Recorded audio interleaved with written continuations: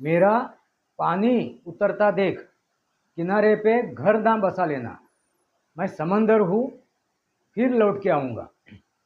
ये जो वाक्य है, ये जो बयान है, ये किसने दिए थे? देवेंद्र फडणवीस। और यही वास्तव होने जा रहा है दोस्तों, यही वास्तव होने जा रहा है। आज इसी वास्तव पे हम लोग चर्चा करेंगे और किसके किसके घर अभी गिर जाएंगे, टूट जाएंगे, उद्ध्वस्त हो जाएंगे, तो आज हम लोग जानेंगे। दोस्तों, तहे दिल से गुजारिश है, आप मेरे वीडियो सिर्फ देख के आगे मत बढ़िए। मेरे वीडियो देखते वक्त लाइक तो कीजिए या डिसलाइक कीजिए। आपको सही लगे तो लाइक कीजिए, आपको गलत लगे तो आप डिसलाइक कीजिए, मगर कुछ तो कीजिए। दूसरी बात है, मेरे वीडियो शेयर कीजिए और आपके विचार कमेंट बॉक्स में लिखिए। जब तक आप आपके विचार कमेंट बॉक्स में नहीं लिखते, तब तक अपनी बात, चर्चा पूरी नहीं हो सकती। और जो नए दर्शक है, वो मेरे जो चैनल है उसकी घंटी बजाइए और सब्सक्राइब कीजिए। सब्सक्राइब करने के बाद और घंटी बजाने के बाद आपको मेरे नए नए विचार, नया नया वास्तव आपको सुनने को मिलेगा। वो मैं सच्चाई आपके सामने रख सकता हूँ। नए नए वीडियो आप तक पहुँच सकते हैं, इसलिए उसको सब्सक्राइब भी कीजिए और घंटी भी बजाइए, बेल भी बजाइए, बेल आइकॉन भी दबाइए। आपकी मर्जी।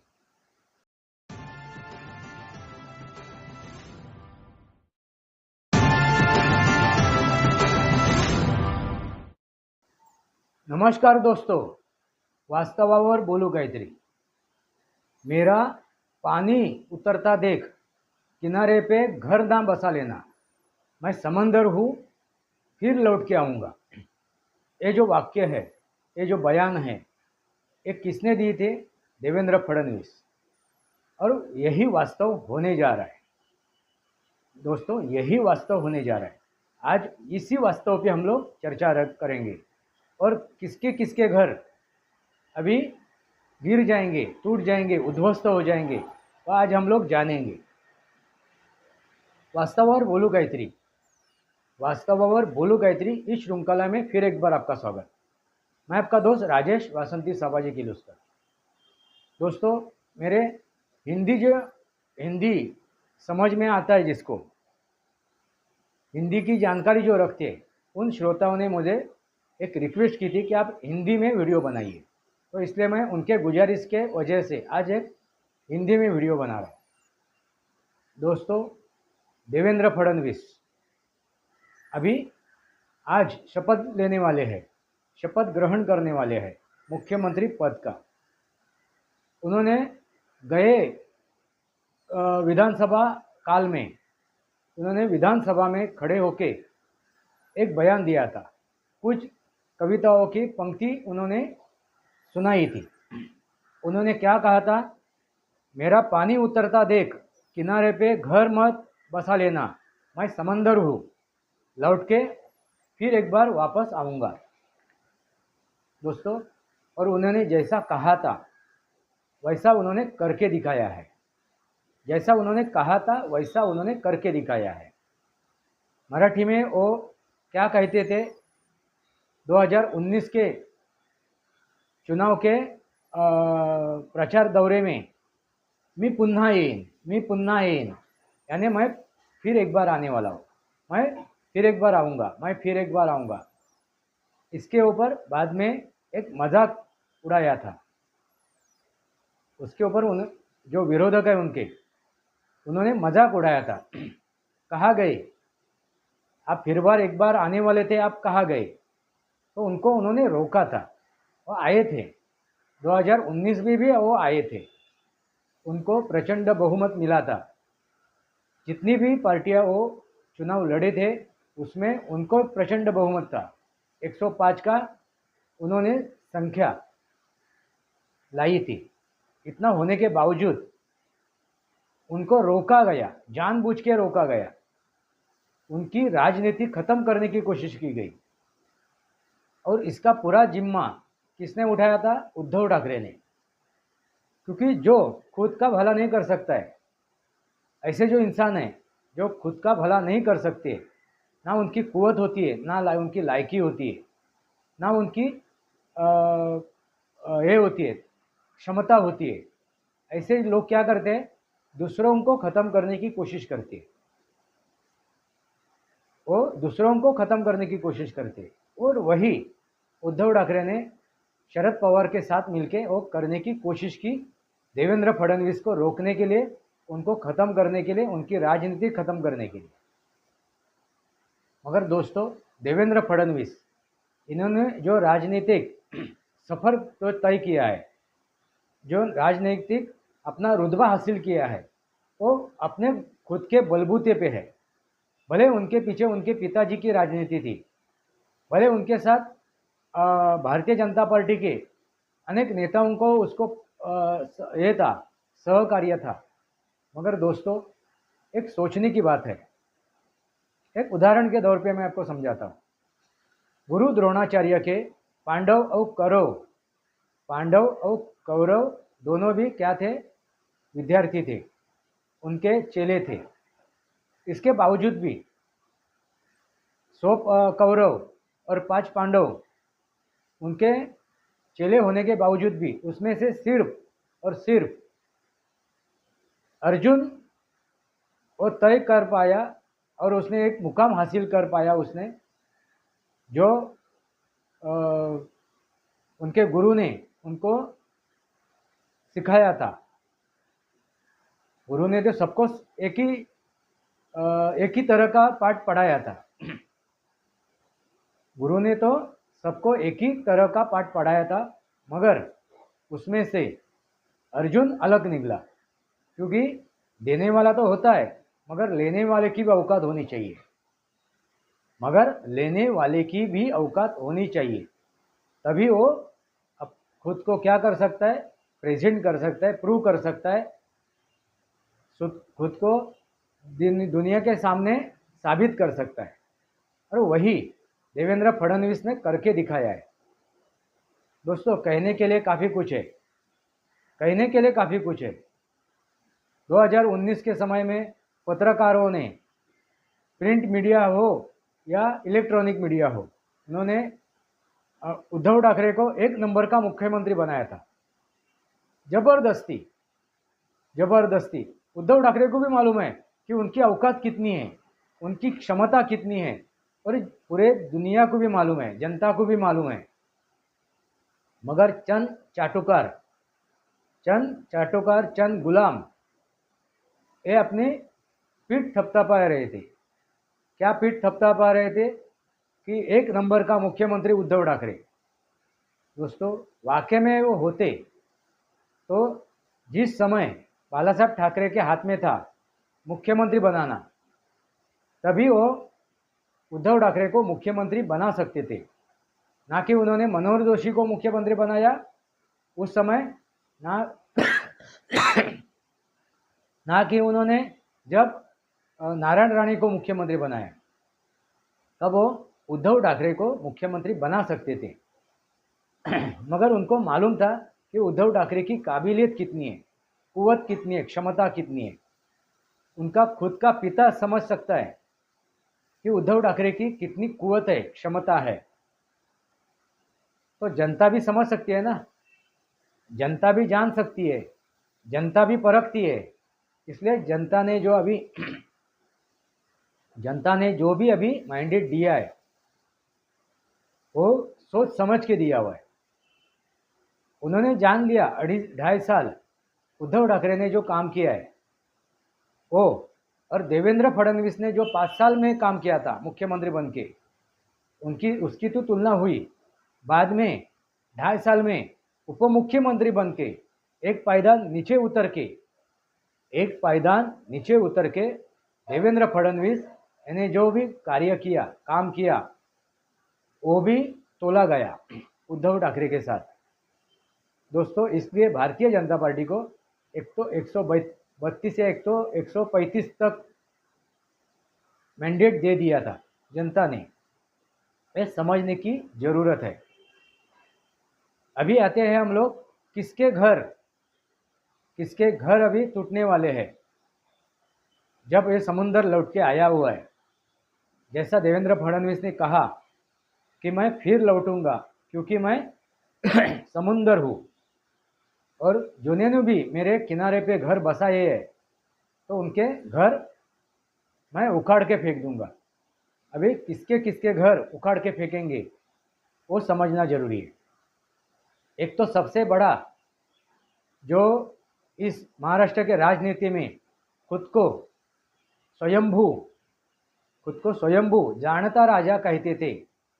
स्वयंभू खुद ही उन्होंने अपना ये बनाया था कि मैं जानता राजा हूँ, और किसी के मुंह से उन्होंने कहलवाया था। बाला साहब ठाकरे को हिंदू हृदय सम्राट एक कहलवाने की कोशिश नहीं की किसी ने। ये जनता की मांग थी, वो शिवसैनिकों की मांग थी। मगर जानता राजा ये जो शरद पवार को जो उपाधि मिली थी वो किसी कार्यकर्ता की नहीं थी, ना जनता की थी। वो किसने दी थी? पत्रकारों ने। प्रिंट मीडिया था, प्रिंट मीडिया हो या इलेक्ट्रॉनिक मीडिया हो, क्योंकि वो उनका काम ही वही है। उनका काम ही वही है, क्योंकि उनको टीआरपी खड़ी करनी है। टीआरपी से वो पैसा कमा सकते हैं। जैसा उद्धव ठाकरे को उन्होंने एक नंबर का मुख्यमंत्री बना दिया, वैसा ही शरद चंद्र जी पवार उनको जानता राजा तो एक ही होके गया, भूतो न भविष्यतो, वो छत्रपति शिवाजी महाराज। उसके बाद किसी की भी औकात नहीं है ये उपाधि लगाने की। छत्रपति शिवाजी महाराजा उनके बाद किसी के आगे जानता राजा ये उपाधि लगानी गलत है। दूसरी उपाधि क्या लगाई थी? चाणक्य। दोस्तों, चाणक्य ने तो क्या किया था? चाणक्य की क्या नीति थी? वो थी समाज के लिए थी, जनता के लिए थी, वो राष्ट्र के लिए थी, देश के लिए थी। मगर आपने शरद पवार की जो राजनीति देखी होगी वो खुद के परिवार के लिए, खुद के लिए, अपने बेटी के लिए थी। ये फर्क है। तो उसे हम लोग चाणक्य नीति नहीं कह सकते, उसे हम लोग क्या कह सकते हैं? शकुनी नीति। शकुनी नीति, इसलिए मैंने उसके ऊपर भी वीडियो बनाया हुआ है, शकुनी मामा। दोस्तों, अभी पहला किसका घर उजड़ेगा? वो है शरद चंद्र जी पवार। जितना भी उनको करना था उन्होंने वो कर चुके। लोकसभा चुनाव के दरमियान 2024 के लोकसभा के चुनाव के दरमियान उनको जितना उखाड़ना था देवेंद्र फडणवीस का, वो उखाड़ चुके हैं। अभी उनकी औकात नहीं है। ये आप लिखे रखिए। ये जो रेम बातें हैं, ये जो मैं वक्तव्य कर रहा हूँ, वो आप लिख के रखिए। इसके बाद शरद चंद्र जी पवार, उनकी राजनीति खत्म होने वाली है। लिख के रखिए आप। ये मेरे लफ्ज़ गलत निकले तो आप बोल सकते हैं मुझे अगले समय में, जब मैं वीडियो बनाऊंगा तब कमेंट बॉक्स में। ये लिख के रखिए। इनकी राजनीति उनका घर उजाड़ने जा रहा है, क्योंकि समुंदर, वो दरिया लौट के आ रहा है, और वो आ रहा है जोरों शोरों से आ रहा है। ऐसा ही नहीं आ रहा है, जोरों शोरों से। जब उनकी जो लहर उठेगी, अभी वो छोटी मोटी लहर नहीं उठेगी, उसको मराठी में लाट कहते हैं, लाट। और लगा दी, वो लाट क्या करेगी? लगा देगी वाट। मराठी में उसको लाट कहते हैं, लहर को। तो वो जो लाट है वो शरद चंद्र जी पवार की वाट लगा देगी, और यही होने वाला है। और छोटी मोटी लहर नहीं है, वो एक काफ़ी बड़ी लहर है। तो उनका नामो निशान मिट जाएगा राजनीति से। ये आप लिख के रखिए। अभी एक का घर तो आप समझ चुके, अभी दूसरे का घर। दूसरा किसका घर है? वो कांग्रेस का घर। कांग्रेस का घर यानी गांधी परिवार का घर महाराष्ट्र से उखड़ने जा रहा है। महाराष्ट्र से गांधी परिवार का घर उखड़ने जा रहा है। नेस्तानाबूद होने जा रहा है। और उसके पीछे खुद राहुल गांधी भी है। वो खुद अपना घर गिराना चाहते हैं, अपने मर्जी से घर गिराना चाहते हैं। तो उसको देवेंद्र फडणवीस की जरूरत नहीं है। देवेंद्र फडणवीस को जरूरत नहीं है कि उनका घर गिराए, वो खुद ही अपना घर गिरा रहे। मगर देवेंद्र फडणवीस उनको सहायता करेंगे। चलो भाई, आप घर गिराना चाहते हो तो मैं भी थोड़ा सा आपको हाथ लगा दूं, मेरी उंगली भी लगा दूं उसको, तो मेरा भी नाम हो जाएगा कि भाई देवेंद्र फडणवीस ने राहुल गांधी जी का घर उखाड़ के फेंक दिया। अभी तीसरी व्यक्ति है, तीसरा शख्स है। वो शख्स कौन सा है? वो है उद्धव ठाकरे। उन्होंने तो 2019 में इतनी बड़ी गलती की है, इतनी बड़ी गलती की है, तो उनको भुगतनी ही पड़ेगी, उनको भुगतनी पड़ेगी। और देखो दोस्तों, उसके घर में देर है। हम लोग उसके यानी भगवान की बात कर रहे हैं। उसके घर में देर है मगर अंधेर नहीं है। इसलिए जो भी अभी समुंदर आ रहा है, उसकी लहर उठ रही है, उसका कारण ही है कि उसके घर में अंधेर नहीं है। देर है मगर अंधेर नहीं है। 5 साल देवेंद्र फडणवीस को रोक के रखा। अभी देवेंद्र फडणवीस की लहर, ऊंची लहर आ रही है। और अभी तीसरी व्यक्ति है, तीसरा शख्स है, वो है उद्धव ठाकरे। उनका भी घर उजाड़ने जा रहा है।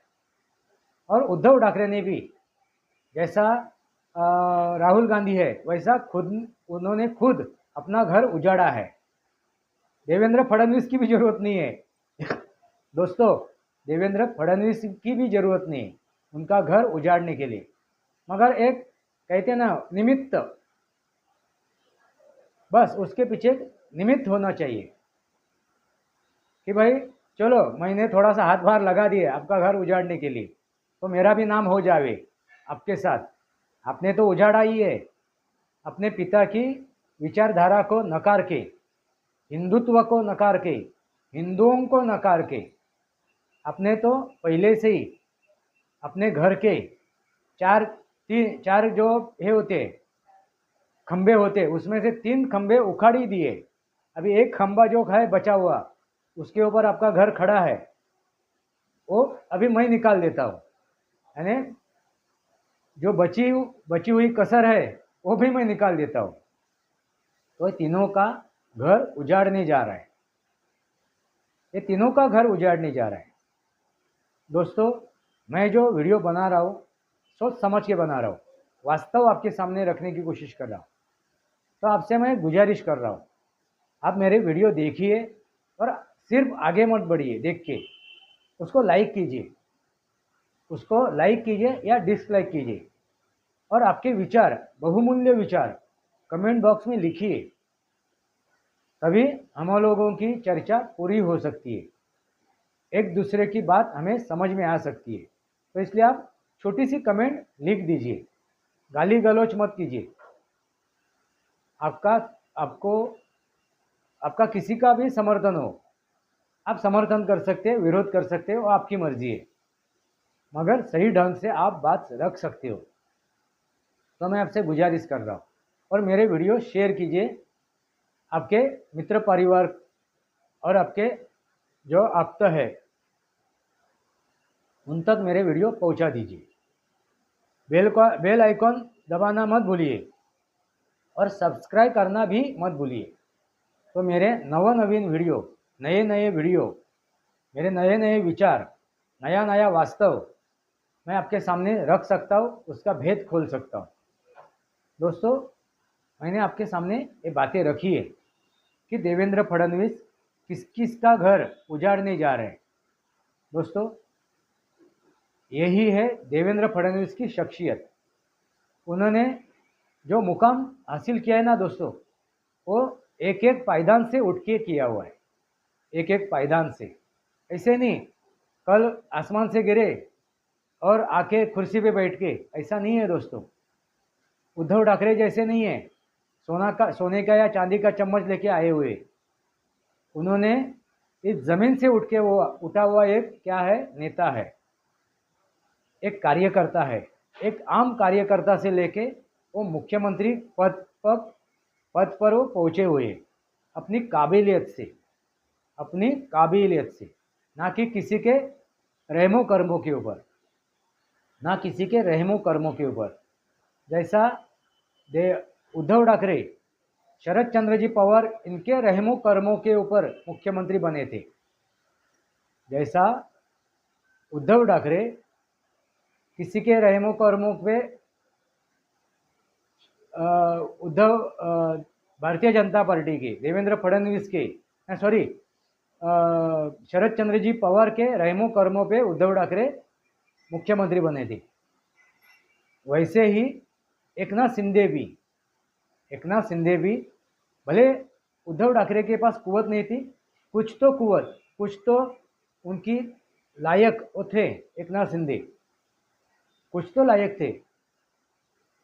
तो उनकी जो लायकी थी, कुवत थी, क्षमता थी, उस हिसाब से एकनाथ शिंदे को भी 2.5 साल के लिए मुख्यमंत्री बना दिया गया था।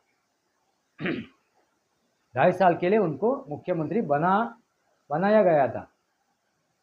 तो उनका जितना भी सम्मान करना था, उनका सम्मान हो चुका है। अभी जो भारतीय जनता पार्टी के विरोधक है, भले वो पत्रकार हो या कोई विश्लेषक हो या कोई राजनेता हो, वो क्या कहते हैं, एकनाथ शिंदे का मान सम्मान नहीं रखा गया है, एकनाथ शिंदे का मान सम्मान नहीं रखा गया है। जितना मान सम्मान रखना जरूरी था, उतना मान सम्मान भारतीय जनता पार्टी ने, देवेंद्र फडणवीस ने, अपने अमित शाह जी ने और नरेंद्र मोदी जी ने उनका मान सम्मान रखा हुआ है। इसलिए ये जो सरकार स्थापन करने की जो बात थी, उनको जानबूझ के खींचा हुआ है, जानबूझ के खींचा हुआ है, इतना लंबा खींचा हुआ है, क्योंकि जनता के सामने गलत मैसेज नहीं जाए। ये जानबूझ के किया हुआ है। मैं मारा हुआ जैसा करता हूँ, आप लगा हुआ जैसा करो, यानी तेरी भी चूक और मेरी भी चूक। मैं मारने जैसा करता हूँ, आप लगने जैसा करो। बस ये दोनों की भी क्या थी, मेरी भी चूक तेरी भी चूक, एकनाथ शिंदे और देवेंद्र फडणवीस की। इसलिए देवेंद्र फडणवीस ने क्या कहा, कल के पत्रकारों को उन्होंने जब बाइट दिया तीनों ने मिलके, तब देवेंद्र फडणवीस ने क्या कहा कि मैं मुख्यमंत्री एकनाथ शिंदे को मिलने के लिए गया था उनके घर पे, और मैंने मनाया है। तो जनता के सामने एक मैसेज जाएगा। मनाने के बाद एकनाथ शिंदे राजी हुए, मनाने के बाद, यानी सीधी तरह उन्होंने माना नहीं है, सीधी तरह उन्होंने सरेंडर नहीं किया है। सीधी तरह वो भारतीय जनता पार्टी के सामने, देवेंद्र फडणवीस के सामने, अमित शाह के सामने, नरेंद्र मोदी जी के सामने झुके नहीं है। ये मैसेज जनता में चला जाए, उनके कार्यकर्ताओं में चला जाए, उनके विरोधकों में चला जाए, यही करने की कोशिश की गई है।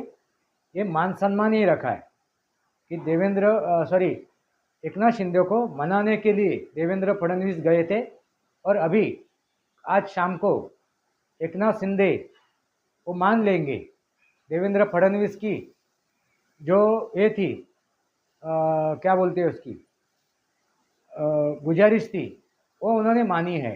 अपने साथ जो नेतागण हैं, कार्यकर्ताओं की जो इच्छा है वो उन्हें मानी है, और इसलिए वो अभी मंत्री पद का शपथ ग्रहण कर रहे। तो इनकी इज्जत भी बच गई, इनकी साख भी बच गई। किसकी? एकनाथ शिंदे की। दोस्तों समझ जाइए। बाकी के लोग क्या कह रहे हैं, एकनाथ शिंदे रुठ के बैठे हुए, गुस्सा हुए, झगड़ के मांग रहे, ये कर रहे वो कर रहे, और फिर भारतीय जनता पार्टी उनको दबा रही है, उनके पर काट रहे हैं, पर कुतर रहे, ये सब कहने की बात है, उसके पीछे कुछ भी मतलब नहीं है। इसके पीछे कुछ भी मतलब नहीं है। दोनों का क्या चल रहा है, शिवसेना का और भारतीय जनता पार्टी का क्या चल रहा है, मारे तुम, मैं मारे जैसा करता हूँ, तुम लगा जैसा करो, यानी तेरी भी चुप और मेरी भी चुप, यानी दोनों की भी इज्जत बची रहे। और रही कसर तो अजीत दादा पवार की, वो तो अजीत दादा पवार ने निकाली दी कि मैं राजी हूँ, मैं कल जाके शपथ ग्रहण कर रहा हूँ, क्योंकि उनको मतलब नहीं है। यहाँ में मसला किसका था, मुख्यमंत्री पद का था। और वर्तमान मुख्यमंत्री कौन थे, एकनाथ शिंदे। जैसा पहले ही दिन से, निकाल लगने के पहले से ही ये तय हो चुका था कि कल जब सरकार स्थापित हो जाएगा युति का, तब भारतीय जनता पार्टी का ही मुख्यमंत्री बनेगा।